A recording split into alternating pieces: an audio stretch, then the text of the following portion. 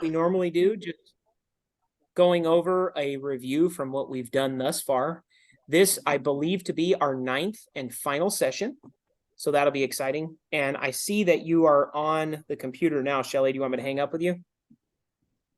Okay, wait, it hasn't connected yet, so Oh, okay. It shows you on my end. It says that you're muted. we're good, we're good. All right. Okay. All right, let me bye. Okay. We have, I wonder if there's so this, I believe, is going to be our last session. Took us 9 weeks to get through Numbers, which when you consider the sheer volume of the book and the genealogies, that's a pretty good task. One of the things I was going to ask, what can you tell me about the book thus far, Miguel? What can you tell me something about Numbers? The census. That's right. It is a recollection in history of 2 censuses that were taken, right?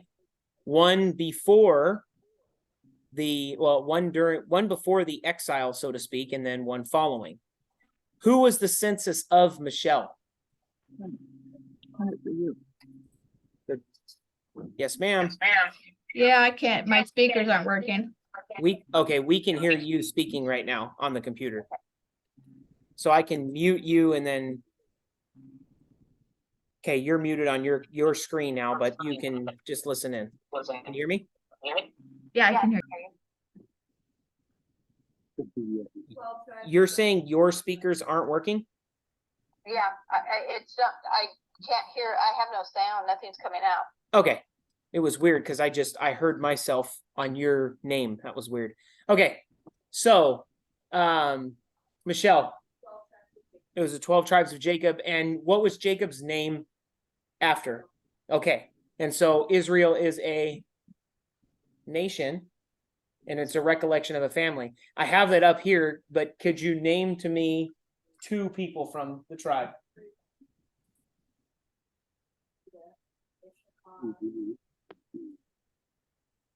All right, Michelle's at least 5 in.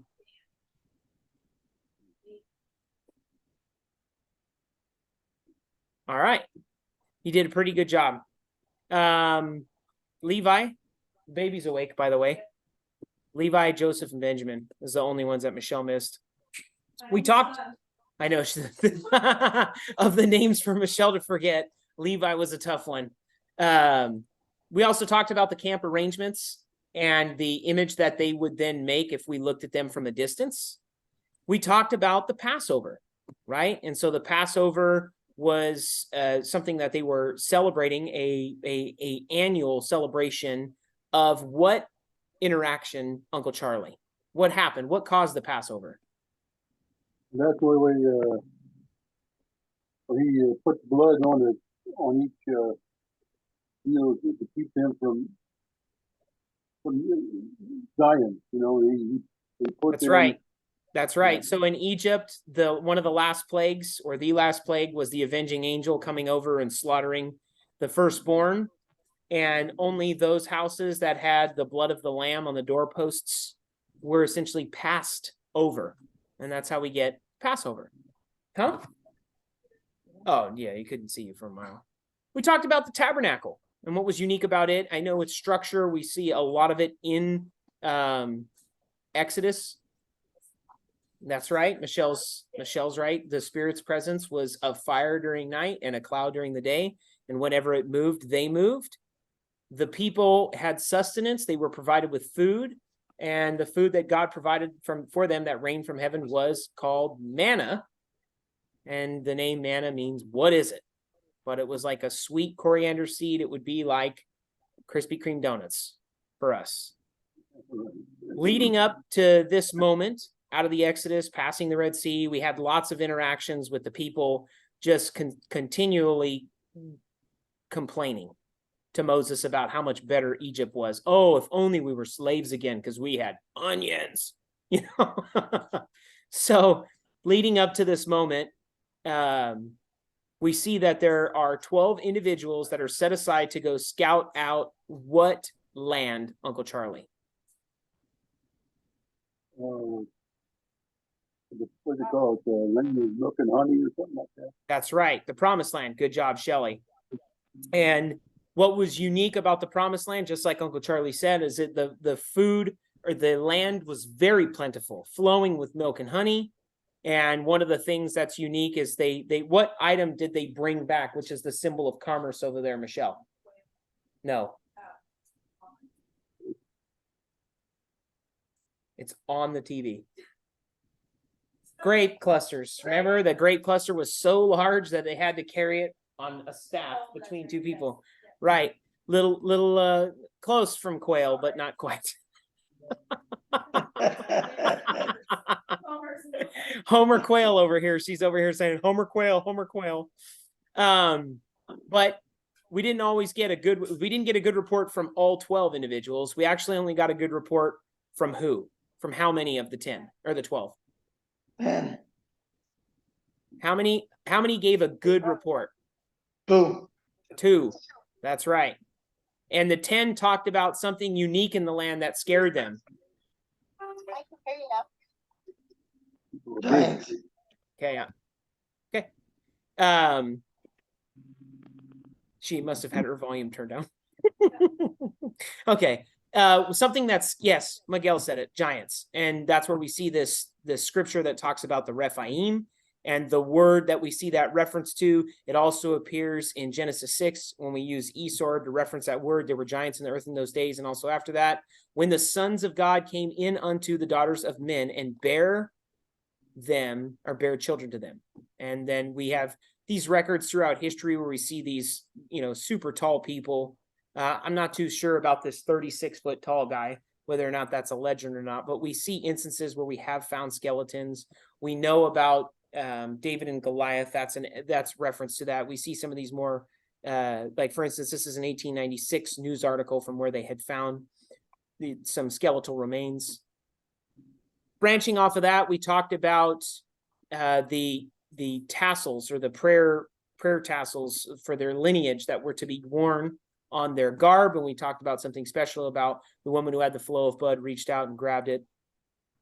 We talked about the rock at Meribah, where what did Moses do to this rock that caused him to not be allowed into the promised land?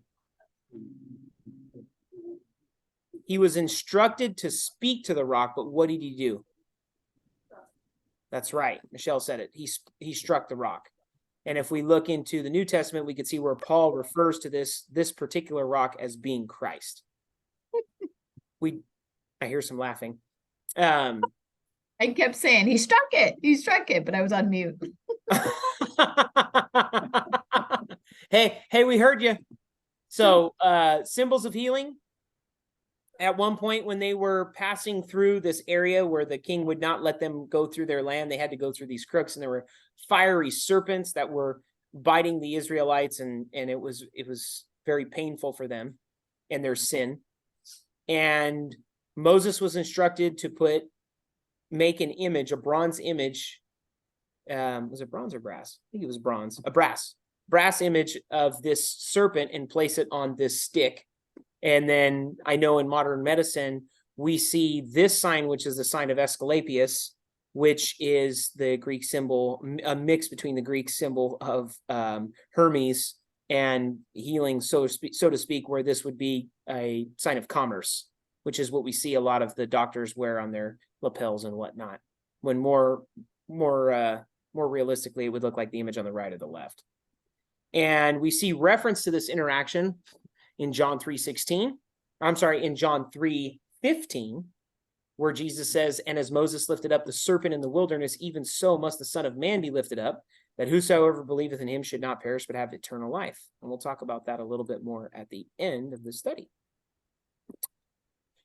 We talked about Balaam and Balak. Can somebody tell me something unique about the interaction between Balaam and his... That's right. We have an instance of Mr. Ed talking donkey, right? And so with Balaam and Balak wanted to curse Israel because he saw how they were conquering all the enemies. So he went to a prophet for hire known by the name of Balaam.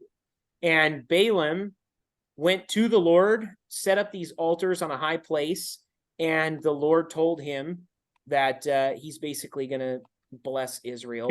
And this guy Balak is very upset about that, because the way that he's essentially hiring him is to curse them. And so he gets really mad. And so they do this multiple of instances. And then on the last mountain, essentially, Balaam is looking down, and in this instance, he can see the entire camp. And so we imagine that this is what that camp looked like, which is kind of what we talked about in the beginning, where it bears this image of a cross, which I think is really cool. So moving on from that moment, we later find out in the reading that we read last week that Balaam actually gave counsel to Balak on how to cause the Israelites to stray and to essentially be cursed. And it was by sending their women to tempt them sexually with sin, and, just strolled down to their tents and said, have sex with me, so on and so forth. And rather graphic details, the Israelite men basically took them up on those offers, and there was a curse that came over the land, and the men were punished for that, and there was a plague. And we see that from that, the results of that, Balaam ends up dying. He was killed when they overcame this country. But before we got to that, we talked about oaths, and the Bible was pretty specific about oaths. And it's funny because I've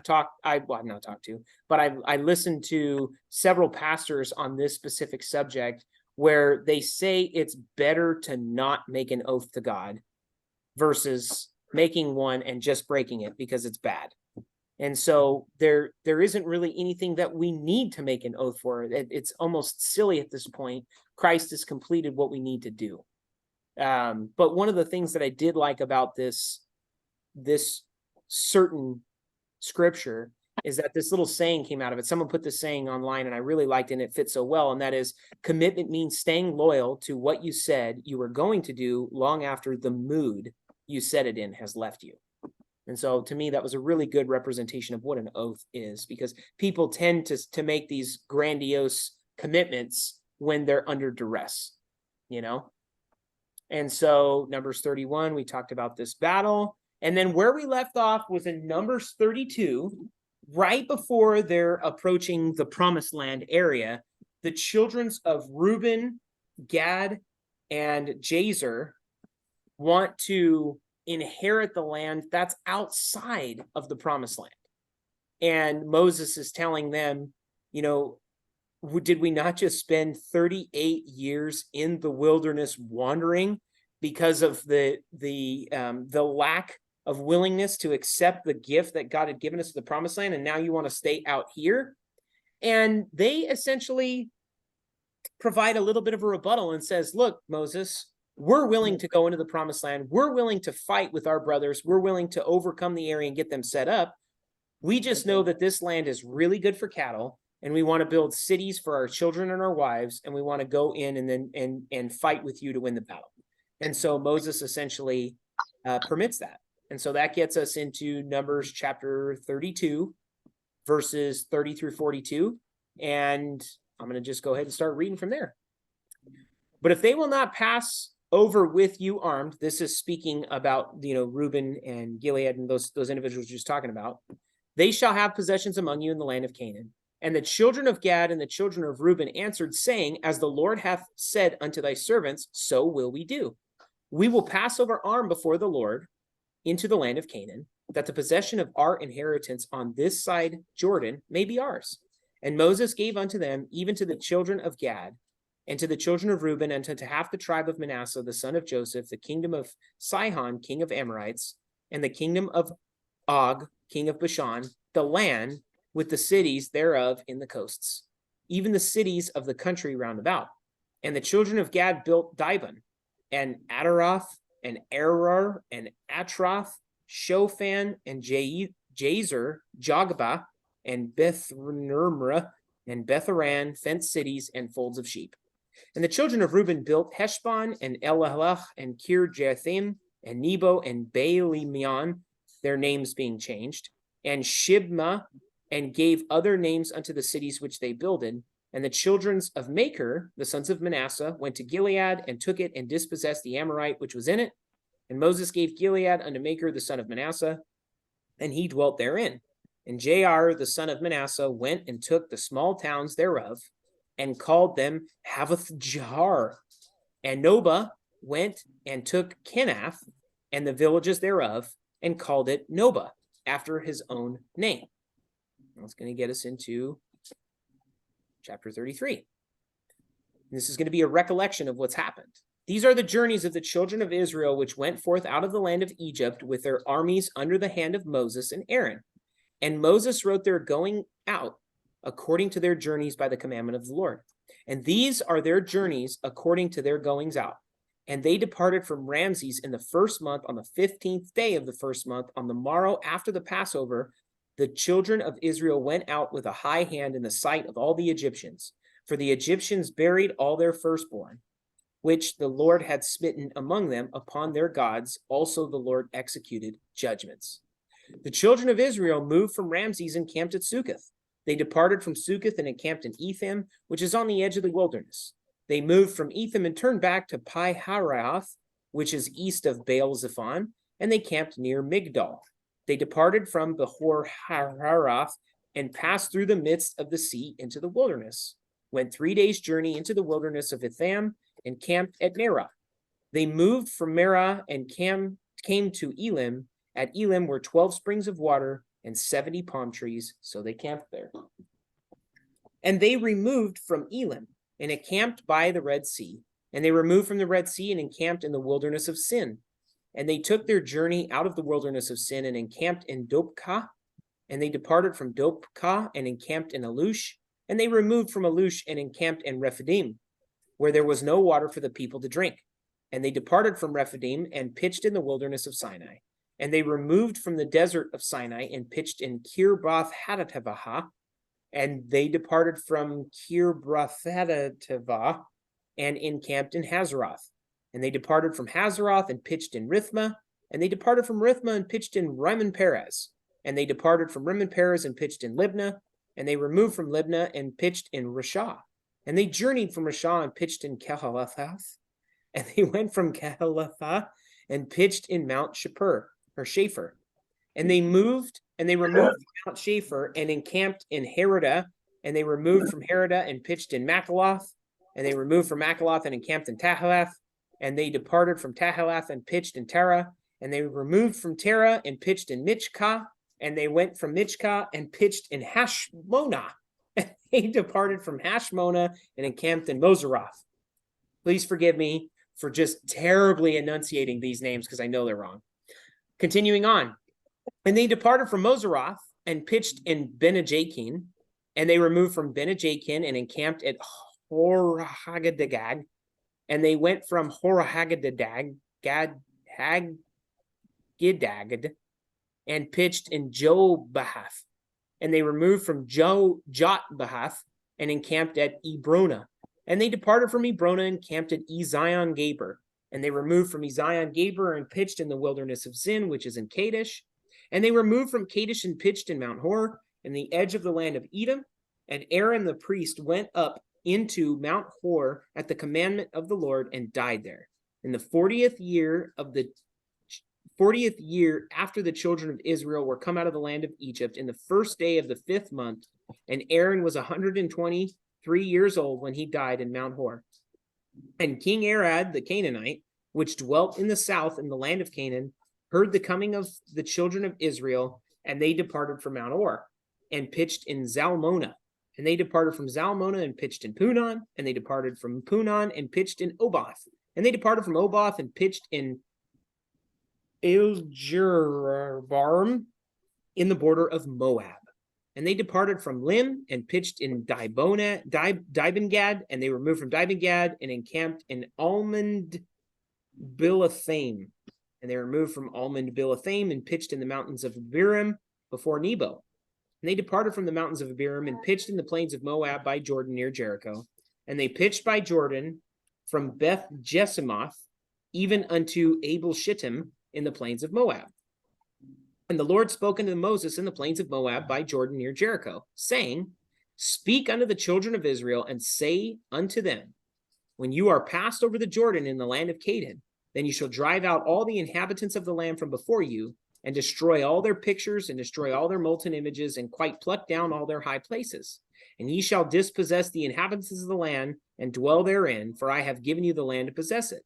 And you shall divide the land by lot for an inheritance among your families, and to the more you shall give the more inheritance, and to the fewer you shall give the less inheritance. Every man's inheritance shall be in the place where his lot falleth. According to the tribes of your fathers you shall inherit. But if you will not drive out the inhabitants of the land from before you, then it shall come to pass that those which ye let remain of them shall be pricks in your eyes and thorns in your sides, and shall vex you in the land wherein you dwell. Moreover, it shall come to pass that I shall do unto you as I thought to do unto them. And the Lord spoke unto Moses, saying, Command the children of Israel, and say unto them, When you come into the land of Canaan, this is the land that shall fall unto you for an inheritance, even the land of Canaan with the coasts thereof. Then your south quarter shall be from the wilderness of Zin along by the coast of Edom, and your south border shall be the uttermost coast of this salt sea eastward. And your border shall turn from the south to the ascent of Akrabam, and passed on to Zin, and the going forth thereof shall be from the south to Kadesh Barnea, and shall go to Hazaradar, and pass to Asman. And the border shall fetch a compass from Asman unto the river Egypt, and the going out of it shall be at the sea. And as for the western border, you shall even have the great sea for a border. This shall be your west border, and this shall be your north border. From the great sea ye shall point out for you Mount Hor. From Mount Hor ye shall give point out your border upon the entrance of Hamath, and the goings forth of the border shall be to Zadad, and the border shall go on to Ziphron, and the goings out of it shall be at Hazarenan, and this shall be your north border. So I grabbed a couple images of maps online to kind of give you guys an idea of the volume here. I don't know how accurate they are. I have 3 different ones, but this will give you essentially a mental picture of the land that's being covered here, with the center here being the Salton Sea right there. And this is the Great Sea on the left, the Red Sea. So this is another image of that. This is where it's essentially broken down by tribe. You can see where their various names fall in this area. Looking at Reuben, who is outside of that land. If you remember, he wanted to be out where the cattle could roam. So chapter 34, and ye shall point out your east border from Hazaran to Shifmam, and the coast shall go down from Shifmam to Riblah onto the east side of Ain, and the border shall descend and shall reach unto the side of the sea of Chinnereth eastward, and the border shall go down to Jordan, and the goings out of it shall be at the salt sea. And this shall be your land with the coasts thereof round about. And Moses commanded the children of Israel, saying, This is the land which ye shall inherit by lot, which the Lord commanded to give unto the 9 tribes, and to the half tribe, for the tribe of the children of Reuben according to the house of their fathers, and the tribe of the children of Gad according to the house of their fathers, have received their inheritance, and half the tribe of Manasseh have received their inheritance. The 2 tribes and the half tribe have received their inheritance on this side of the Jordan near Jericho, eastward toward the sun rising. Where's my mouse? What's going on? There we go. And the Lord spoke unto Moses, saying, These are the names of the men which shall divide the land unto you, Eleazar the priest, and Joshua the son of Nun. And ye shall take 1 prince of every tribe to divide the land by inheritance. And the names of the men are these: of the tribe of Judah, Caleb the son of Jephunneh; and of the tribe of the children of Simeon, Shmuel the son of Amminahud; of the tribe of Benjamin, Eladad the son of Chislon; and of the prince of the tribe of Dan, Buki the son of Jogli; the prince of the children of Joseph for the tribe of the children of Manasseh, Heniel the son of Ephod; and the prince of the tribe of the children of Ephraim, Kemuel the son of Shiptan; and the prince of the tribe of the children of Zebulun, Elizaphan the son of Parnach; and the prince of the tribe of the children of Issachar, Pelatiel, the son of Azan, and the prince of the tribe of the children of Asher, Ahihud, the son of Shalomi, and the prince of the tribe of the children of Naphtali, Pedahel, the son of Ammihud. These are they whom the Lord commanded to divide the inheritance unto the children of Israel in the land of Canaan. The Lord spoke to Moses in the plains of Moab by the Jordan across from Jericho, saying, command the children of Israel that they give the Levites cities to dwell in from the inheritance of their possession. And you shall also give the Levites common land around the cities that shall have the cities to dwell in, and their common land shall be for their cattle, for their herds, and for all their animals. The common land of the cities which you will give the Levites shall extend from the wall of the city outward 1,000 cubits all around. And you shall measure outside the city on the east side 2,000 cubits, and on the south side 2,000 cubits, and on the west side 2,000 cubits, and on the north side 2,000 cubits. The city shall be in the middle. This shall belong to them as common land for the cities. Now among the cities which you will give to the Levites, you shall appoint 6 cities of refuge. So we're going to talk, I actually selected a video to talk about the city of refuge, but I feel like the Bible does a better representation of what a city of refuge is, okay? So, now among the cities which you will give to the Levites, you shall appoint 6 cities of refuge, to which a manslayer may flee. And to these you shall add 42 cities. So all the cities you will give to the Levites shall be 48. These you shall give with their common land. And the cities which you will give shall be from the possession of the children of Israel. From the larger tribe you shall give many, and from the smaller tribe you shall give, or from the smaller you shall give few. And each shall give some of its cities to the Levites in proportion to the inheritance that each one receives. And the Lord spoke unto Moses, saying, speak to the children of Israel and say to them, when you cross the Jordan into the land of Canaan, then you shall appoint cities to be cities of refuge for you, that the manslayer who kills any person accidentally may flee there. They cities shall be, they cities, I must have copied that wrong. They cities shall be cities of refuge for you from the avenger, that the manslayer may not die until he stands before the congregation of judgment. And of the cities which you give, you shall give 6 cities of refuge. You shall appoint 3 cities on this side of the Jordan, and 3 cities you shall appoint on the land of Canaan, which will be cities of refuge. These 6 cities shall be for refuge for the children of Israel, for the stranger, and for the sojourner among them, that anyone who kills a person accidentally may flee there. But if he strikes him with an iron implement so that he dies, he is a murderer. The murderer shall surely be put to death. And if he strikes him with a stone or in the hand by which one could die, and he does die, he is a murderer, and the murderer shall surely be put to death.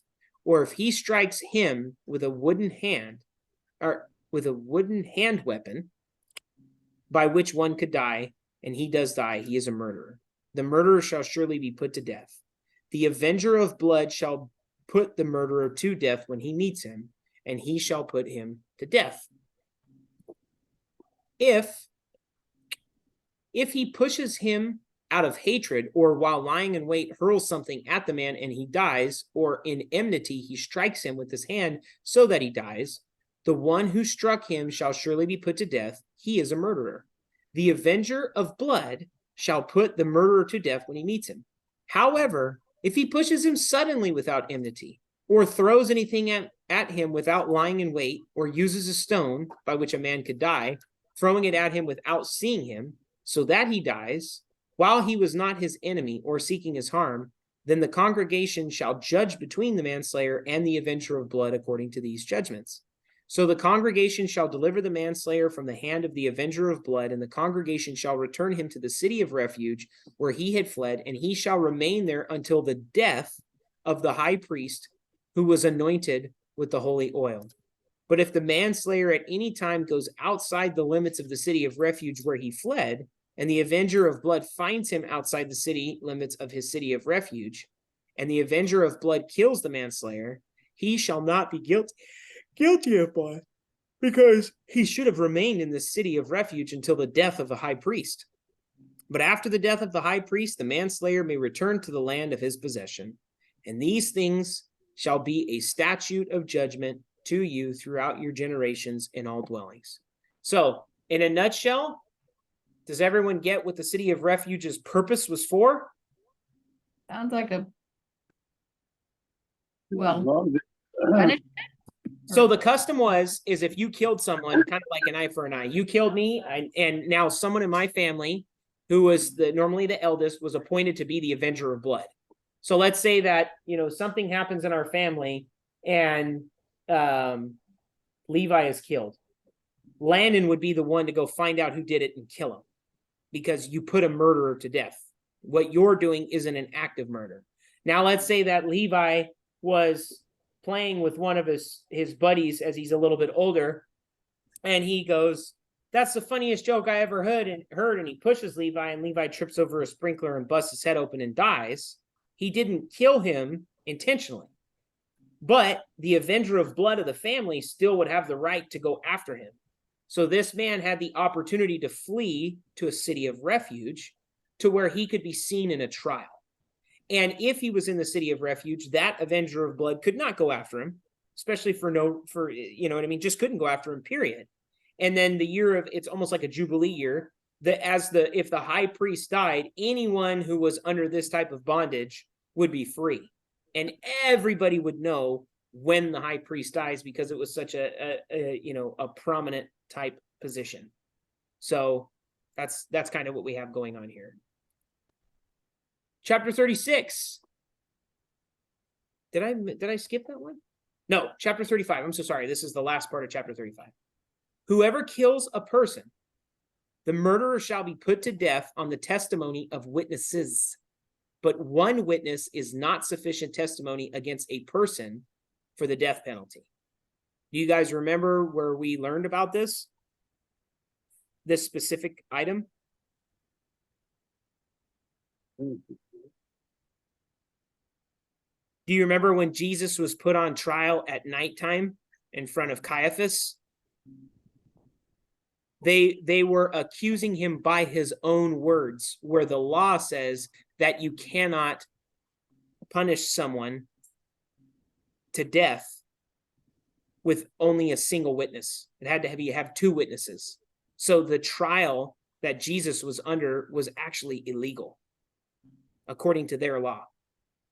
But one witness is not sufficient testimony against a person for the death penalty. Moreover, you shall take no ransom for a life of a murderer who is guilty of death, but he shall surely be put to death.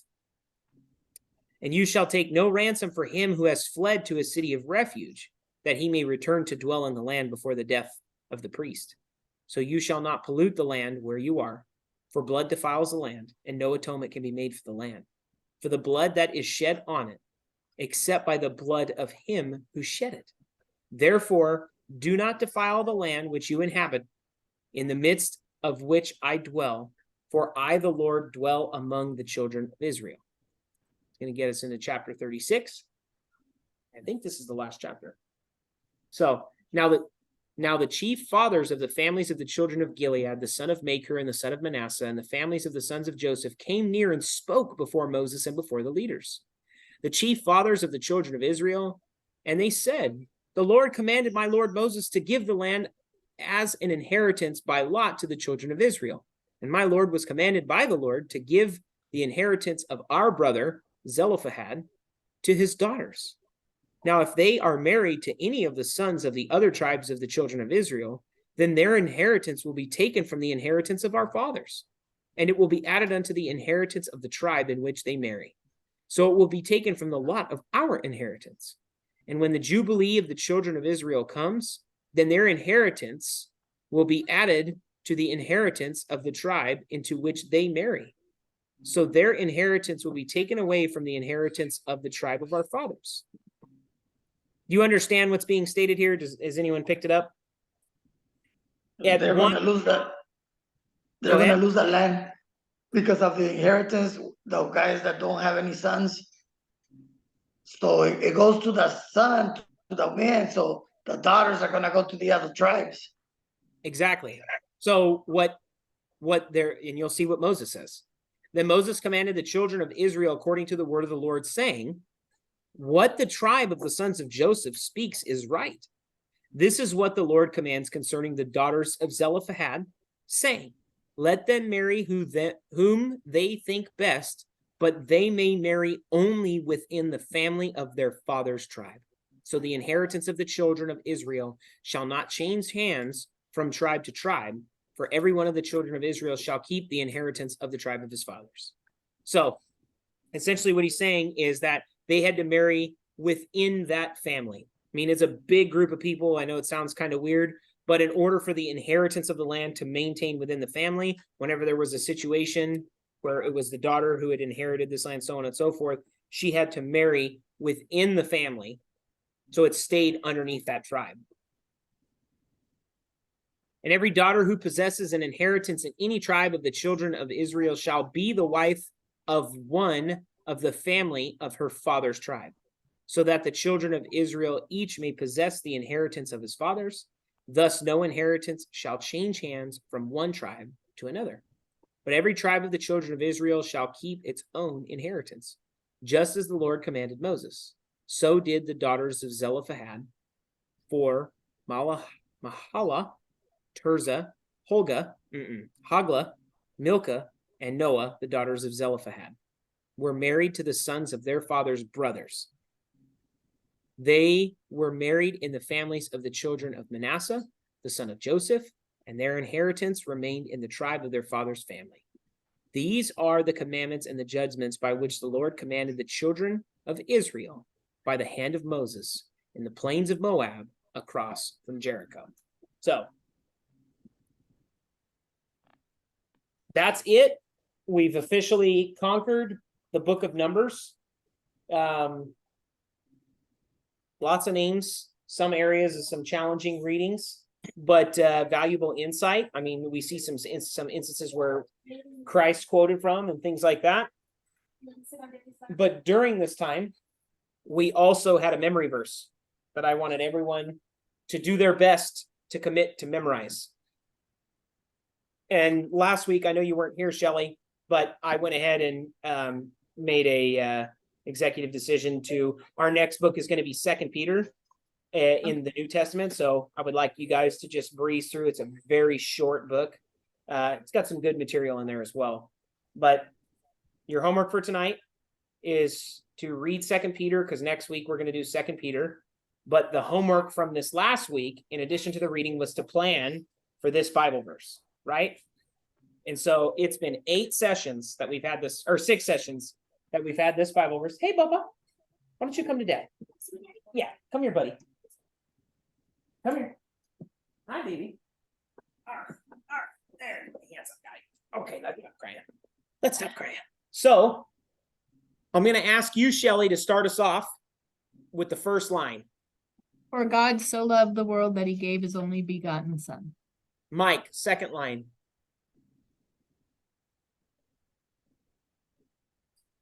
Is Mike there? Yeah, he's here. Oh, okay. You're right here. That whoever believed. Whoever believed in him shall not perish but have everlasting life. That's right. Good job. Okay, Uncle Charlie, do you know the next one? Yeah, he agree with you. He gave. So the next line would start with for God, and the next word is sent. For God sent.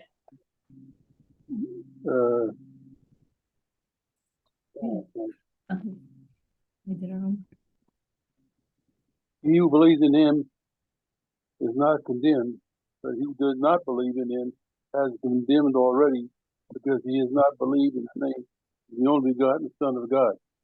Okay, so I think you went a little bit ahead further. You did great.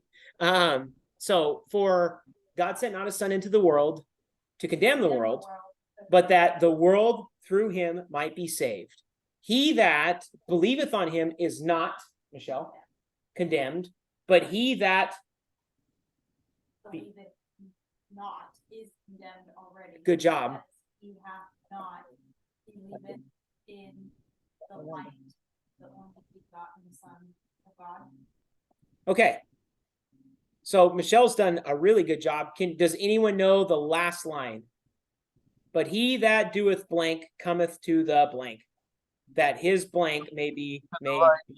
That his deeds may be clearly seen, that they have been done in God. Okay.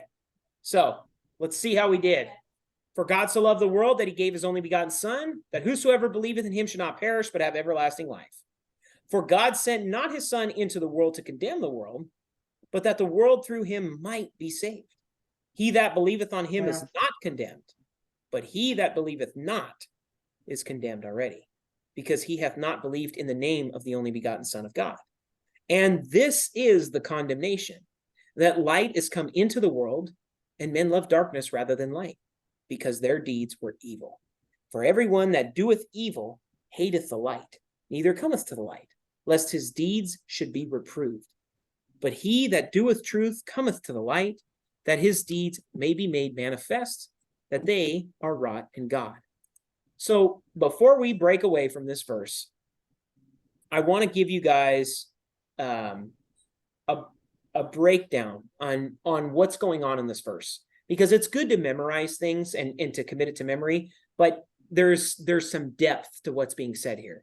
So in the first part, we see, for God so loved the world. So we should know, and everything in black is my writing, right? So God loves you.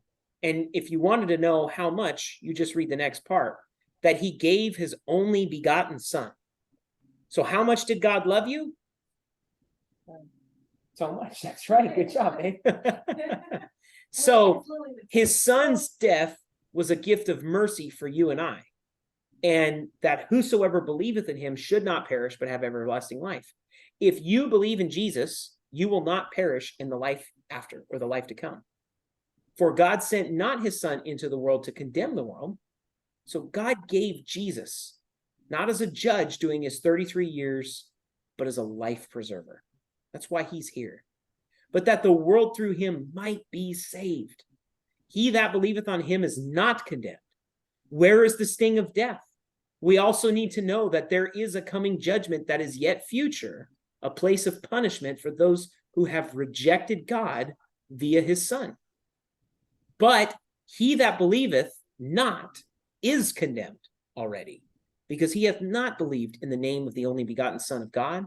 And this is the condemnation, that light, Jesus, is come into the world, and men loved darkness. They loved evil rather than light, because their deeds were evil. For everyone that doeth evil hateth the light, neither cometh to light, lest his deeds should be reproved. But he that doeth truth cometh to light, that his deeds may be manifest, that they are wrought in God. One of the things that I want to add here is, and you'll often hear me talk about my cousin Christopher and some of the other people that I've grown up with when it came to this Bible study, when I was definitely not an avid pursuer of the Bible. And my cousin Ripper gave me an analogy one time that has really stuck with me. And I'm certain he borrowed it from a pastor down the road. And I doubt that it's original to him, but I wanted to share it with you guys. And I've shared it with some of you. But it's the analogy of two men that were in the military. And I think I've told you this before, right? Two guys in the military. So I'm going to read it off to you guys. You got two men that are in the military. They go off to battle and they each take a life. The first says it's a part of war and he is just doing his job, not a care in the world. The second guy is sick to his stomach, even though he knows it's part of war and is his job. He is unsettled by his actions and has remorse. Jesus talked with tons of people society had called outcasts and sinners. And my name. But these people were desperate to seek forgiveness, and Jesus gave it to them. Many times Jesus said their faith had made them well. What was their faith? Their faith was that Jesus had the power to do so. And we see in this verse, whosoever believeth in him shall not perish. We are all sinners. We have all fallen short of God, and God is there for us. But there is a chasm between those who accept and those who refuse to believe. They are lost, for they are given over to the debased mind and will unfortunately miss the mark. So this verse is more than just a memory verse. This verse is our promise that we've been given by God through his Son Christ. Christ did something for us that no man could ever do. And all we have to do is believe in him and we're covered. So anyone that would essentially reject that, there's a line for them at the very bottom. For everyone that doeth evil hateth the light, neither cometh to the light, lest his deeds should be reproved. But he that doeth truth come to the light, that his deeds may be made manifest, that they are wrought in God. So the hallmark for Numbers and really for the study in general is to get the gospel out there, because we love these people, even our enemies, people that we dislike. We would never want to wish upon them what that darkness is, what that judgment is, because we really don't have an idea of the depth of what it means to be judged by God. And we are covered by the blood of his son to escape that judgment. And all we have to do is believe in him. So share that gift with someone. You guys have committed the first part of this verse to memory. The second part was for you to know why. It's important to share with someone how much God loves them. And it's as simple as John 3:16. You know, what do I have to do? What am I going to do? For God so loved the world that he gave his only begotten son, that whosoever will believe in him shall not perish, but have everlasting life. Period. Why? What's the purpose? Well, there's judgment coming if you don't. And you need to be aware of that. You're a sinner and you're going to hell if you don't put your faith in Christ. It's as simple as that. So on that note, I'm going to shut the recording down and I'm going to ask if anyone has any prayer requests. And we will. I got a question. Yes, sir. But I can't- Okay.